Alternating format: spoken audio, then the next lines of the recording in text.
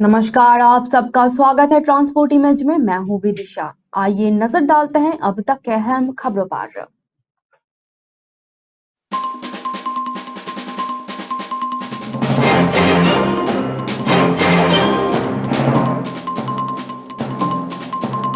दिल्ली में नया मध्य प्रदेश भवन बनकर है तैयार। 6 फ्लोर और 104 कमरे।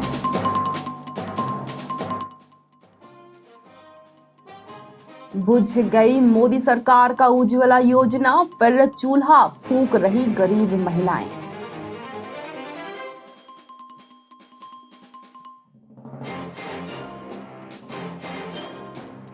शिक्षकों के फिनलैंड टूर पर फिर गरमाई दिल्ली की सियासत। सिसोदिया ने एलजी को लिखी चिट्ठी।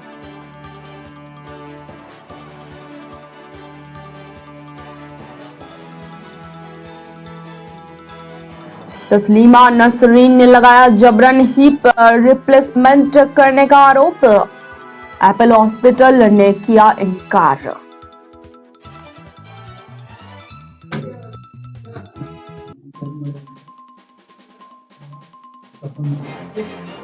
पूर्व कानून मंत्री शांति भूषण का 97 साल की उम्र में हुआ निधन। आपकी स्थापना में था बड़ा हाथ।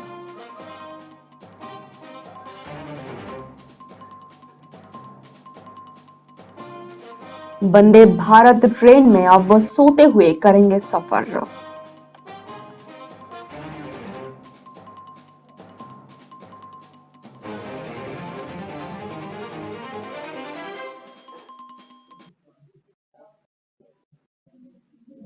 आइए जानते हैं खबरें विस्तार से। मध्य प्रदेश का नया और भव्य भवन बनकर है तैयार। दिल्ली के चाणक्यपुरी में बने मध्य प्रदेश भवन में सुविधाएं किसी 5 सितारा होटल से कम नहीं है। भवन का उद्घाटन 2 फरवरी को मुख्यमंत्री शिवराज सिंह चौहान करेंगे। मध्य प्रदेश भवन में प्रदेश की कला संस्कृति की झलक भी दिखेगी। मध्य प्रदेश शासन का दिल्ली में नया भवन बनकर तैयार हो गया है। राजधानी में सबसे सुरक्षित चाणक्यपुरी इलाके में करीब 1.5 एकड़ में बना मध्य प्रदेश भवन 5 सितारा होटल से किसी भी मायने में कम नहीं है।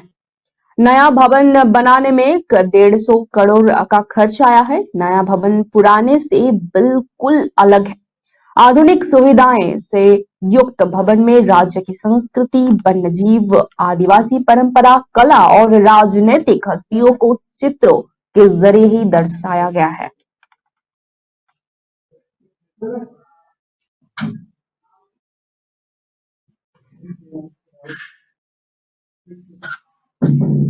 गैस सिलेंडरों के दामों के बेतहाशा बढ़ोतरी का नतीजा ये है कि जिन महिलाओं ने गैस कनेक्शन से जिंदगी बदलने की आस लगाई थी, वे फिर चूल्हे पर ही खाना पकाने के लिए मजबूर हो चुकी हैं। गरीब महिलाओं को चूल्हे के धुंध से मुक्ति दिलाने के लिए मोदी सरकार उज्ज्वला योजना लेकर आई थी। इस योजना के जरिए गरीब महिलाओं की आंखों में धुएं से बहने वाले आंसुओं को रोकने की कोशिश की थी, लेकिन गैस सिलेंडर के लगातार बढ़ते दाम ने योजना के उद्देश्य पर ही पानी फेर दिया है। उज्ज्वला योजना के तहत पात्र लाभार्थियों को मुफ्त में गैस कनेक्शन उपलब्ध कराए गए थे। बेतहाशा बढ़ोतरी महंगाई के चलते गैस सिलेंडर के दाम कुछ ही सालों में 2 गुना से भी ज्यादा हो चुके हैं। इस कारण गरीबों को सिलेंडर भरने में मुश्किलों का सामना करना पड़ रहा है। मध्य प्रदेश के शिवपुरी अंचल में ऐसे सैकड़ों लाभार्थियां हैं जो सिलेंडर को घर में रखे हैं पर चूल्हे पर खाना बना रहे हैं। उनका कहना है कि इस समय एक सिलेंडर के दाम करीब 1100 रुपए हो चुके हैं। हम 300 रुपए की दिहाड़ी मजदूरी करने वाले बच्चों का पेट पालें या gas cylinder भरवाएं।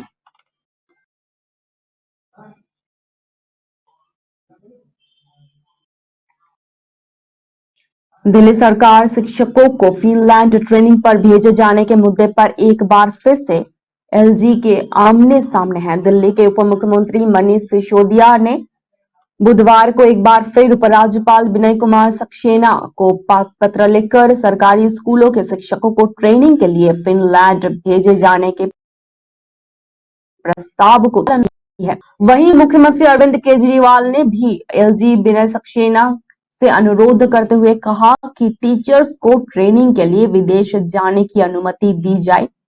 CM Arvind Kejriwal ने ट्वीट कर कहा, मैं माननीय एलजी से आग्रह करता हूं कि हमारे शिक्षकों को प्रशिक्षण के लिए विदेश जाने की अनुमति दी जाए। माननीय एलजी ने खुद कहा था कि वो इसके खिलाफ नहीं है। इस बात से सीएम मनीष सिसोदिया ने उपराज्यपाल को एक बार फिर चिट्ठी लिखी है। डिप्टी सीएम मनीष सिसोदिया ने पत्र में कहा है कि उपराज्यपाल के टेबल पर 10 दिनों से शिक्षकों की फिनलैंड ट्रेनिंग की फाइल पड़ी हुई है, लेकिन अभी तक कोई फैसला नहीं लिया गया है।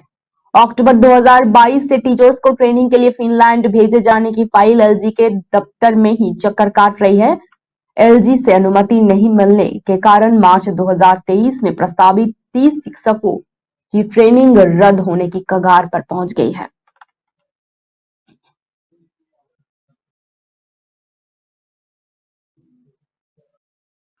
प्रसिद्ध बांग्लादेशी लेखिका तस्लीमा नसरीन ने अपोलो हॉस्पिटल पर उनका गलत इलाज करने का आरोप लगाया है।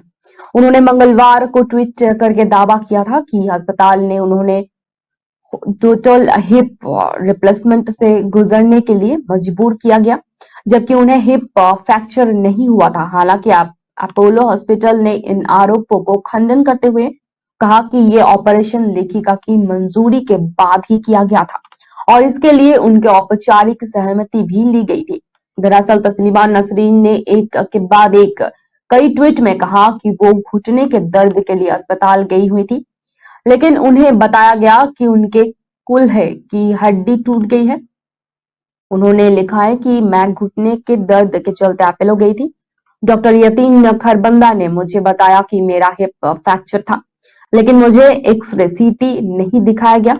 इसके इलाज के लिए मुझे 13 जनवरी की देर रात भर्ती करवाया गया था, लेकिन 14 जनवरी की सुबह उन्होंने मुझे टोटल हिप रिप्लेसमेंट के लिए मजबूर किया। बाद में कोई हिप फ्रैक्चर नहीं मिला और एक गलत डिस्चार्ज समरी बनाया गया।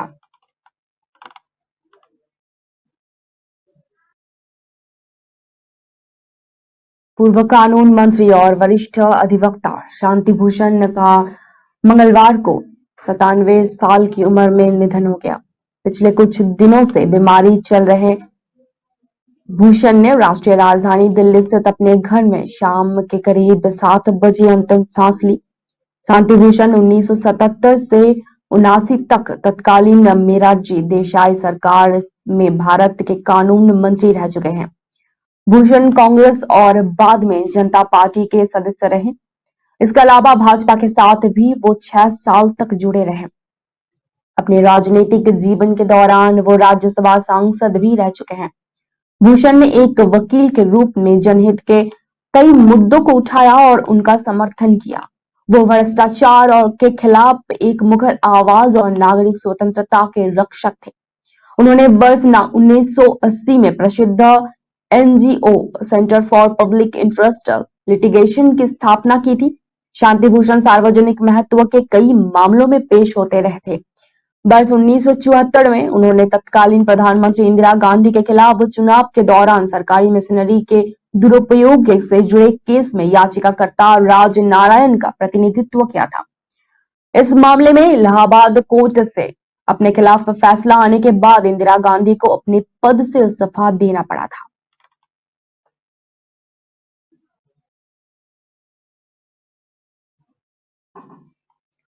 जल्द ही यात्री वंदे भारत ट्रेनों में सोते हुए सफर कर सकेंगे।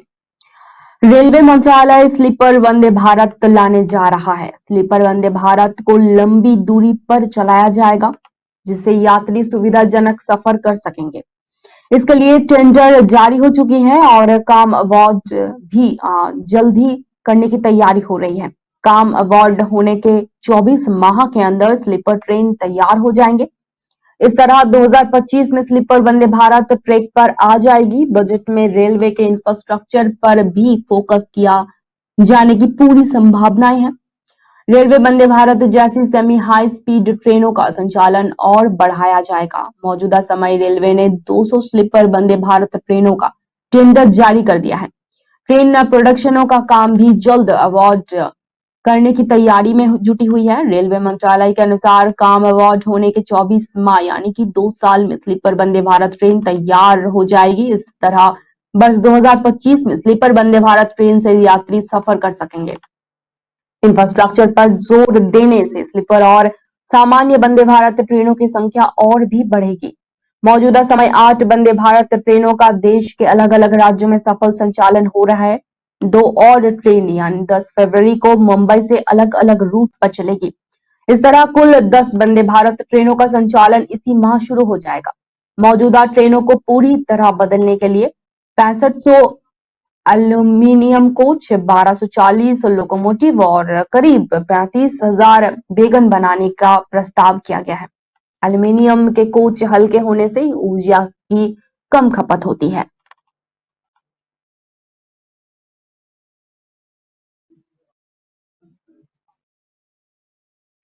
भारत सरकार की वित्त मंत्री निर्मला सीतारमण ने आम बजट 2023 में मोटे अनाजों के उत्पादनों को लेकर बड़ी घोषणा की है।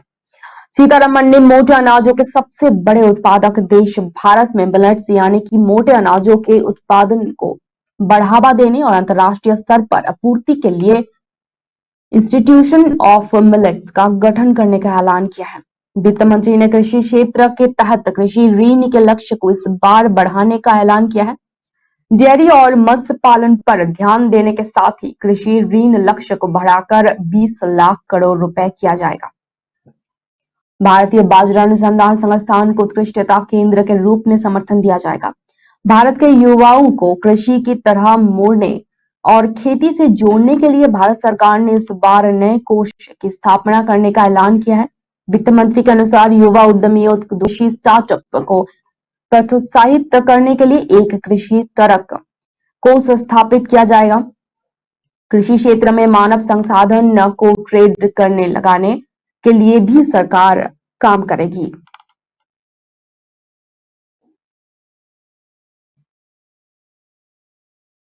शराब तस्करी को लेकर पुलिस इन दिनों बेहद सतर्क नजर आ रही है।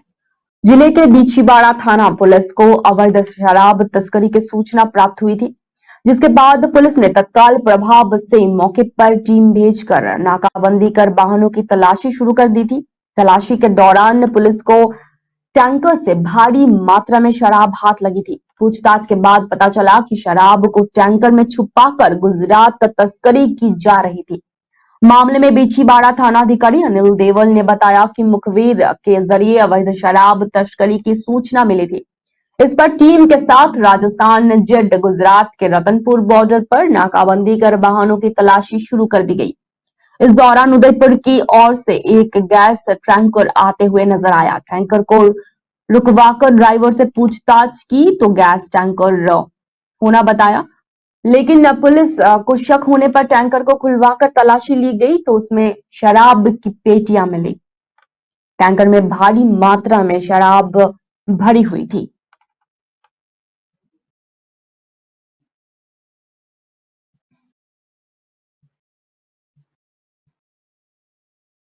G20 के गठन के 23 साल बाद पहली बार भारत को इसकी अध्यक्षता करने का अवसर मिल रहा है। राजस्थान की सांस्कृतिक राजधानी जोधपुर के लिए भी ये पहला मौका है जब जोधपुर में G20 की अति आवश्यक बैठक आयोजित होगी। 2 से 4 फरवरी तक आयोजित होने वाली इस बैठक को ऐतिहासिक बनाने के लिए किसी प्रकार की कसर नहीं छोड़ी जा रही है। शहर को जन सहभागिता द्वारा सांस्कृतिक एवं पारंपरिक ढंग से सजाया जा रहा है। आगामी 2 से 4 फरवरी के मध्य होने वाले G20 एम्प्लॉयमेंट वर्किंग ग्रुप सम्मेलन के लिए शहर के चौराहे और स्थलों को जन सहभागिता के माध्यम से अलग अलग थीम पर सजाया जा रहा है। इनके माध्यम से जोधपुर और मारवाड़ सहित राजस्थान की भौगोलिक और परिवेशीय विशेषताओं, बहुरंगी इतिहास, पुरातन सांस्कृतिक कलात्मक वैभव, हस्तशिल्प उद्योग, अनूठी और मनोहरी परंपराओं, लोक संस्कृति, आधुनिक विकास के सुनहरे आयामों से लेकर आंचलिक खूबियों का दिग्दर्शन मेहमानों को होगा।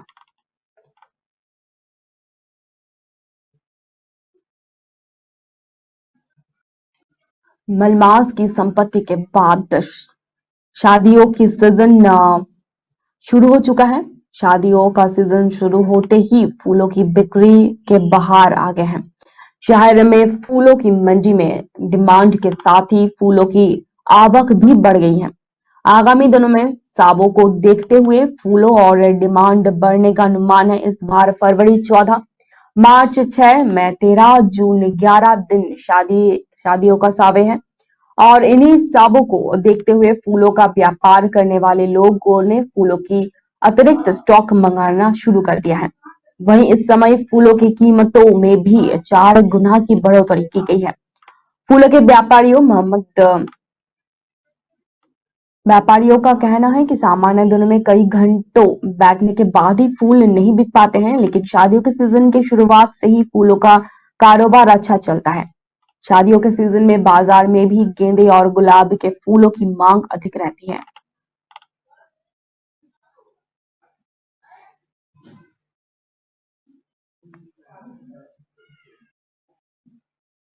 महाराष्ट्र से एक भीषण सड़क हादसे की खबर है। यहाँ पुणे सोलानपुर नेशनल हाईवे पर एक बस और एक ट्रक के बीच जोरदार टक्कर हो गई है। तेज रफ्तार लग्जरी बस सड़क किनारे खड़े ट्रक से जाकर टकरा गई। इस हादसे में अब तक 4 यात्रियों की मौत हो गई। वहीं इस भीषण सड़क हादसे में 20 से ज्यादा लोग घायल हो गए हैं। घायलों को तत्काल सरकारी अस्पतालों में भर्ती करवाया गया है। हालांकि आशंका ये भी जताई जा रही है कि मरने वालों की संख्या बढ़ सकती है।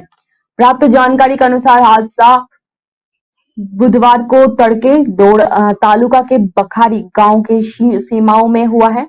सोलापुर से पुणे के लिए एक लग्जरी बस निकली थी। बखारी गांव के सीमा में टायर फटने से एक ट्रक सड़क किनारे लगा हुआ था। तेज रफ्तार में बस अनियंत्रित होके ट्रक से जाकर टकराई। हादसे में इतना भयंकर था कि बस का एक हिस्सा बुरी तरह से क्षतिग्रस्त हो गया।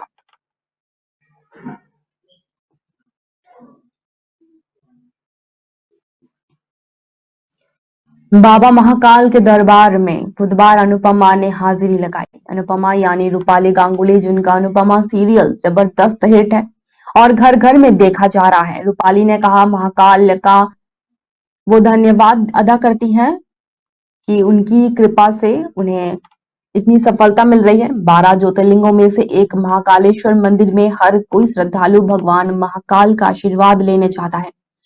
चाहे वो नेता हो या अभिनेता या आम जनता, बाबा का आशीर्वाद लेने और धन्यवाद अदा करने से छोटे पर्दे की लोकप्रिय अनुपमा यानी कि रूपाली भी पहुंची।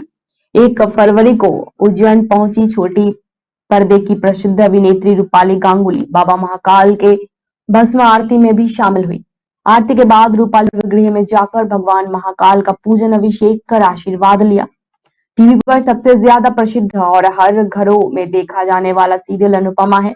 हर घर में महिलाएं अनुपमा का ये सीरियल देखना पसंद करती हैं और इसी सीरियल के कारण अनुपमा प्रसिद्ध हो गई।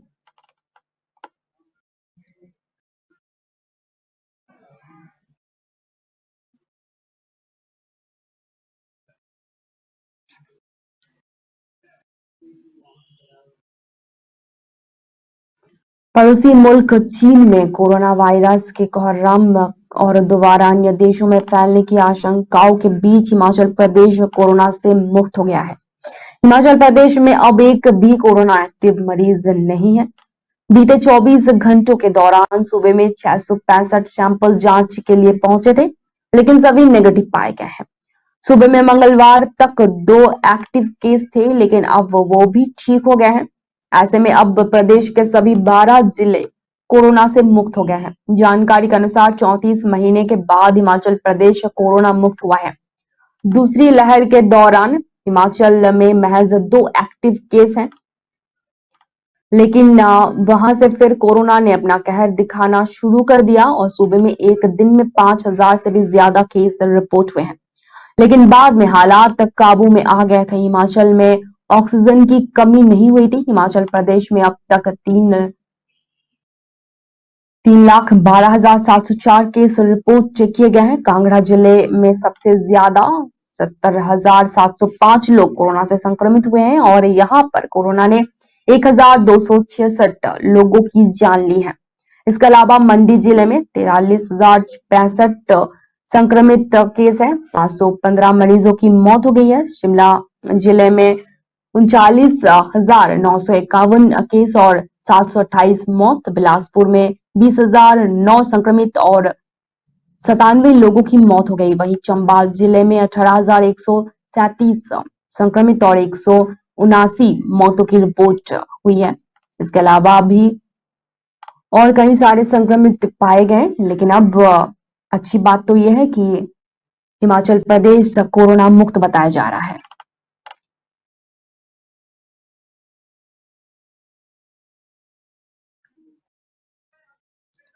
शिक्षा का अधिकार अधिनियम के तहत आर्थिक रूप से पिछड़े बच्चों को दाखिला न देने वाले स्कूलों पर शिक्षा विभाग ने शिकंजा कस दिया है।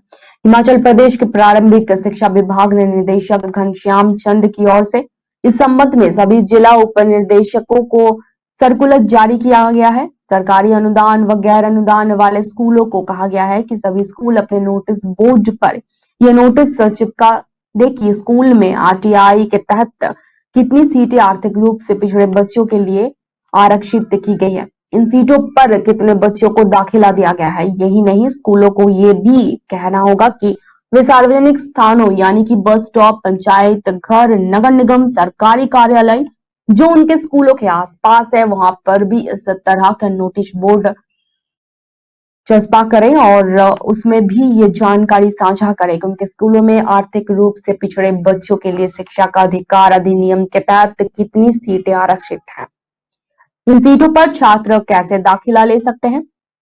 स्कूलों में एडमिशन शुरू होने से 1 महीने पहले है या नोटिस लग जाना चाहिए। प्रारंभिक शिक्षा निदेशक ने सभी खंड शिक्षा अधिकारियों को कहा कि वे समय समय पर स्कूलों को इस संबंध में पत्राचार करते हुए स्कूलों के प्रधानाचार्य पूरी जानकारी दे ताकि पात्र छात्रों का दाखिला उनके अभिभावक करवा सके।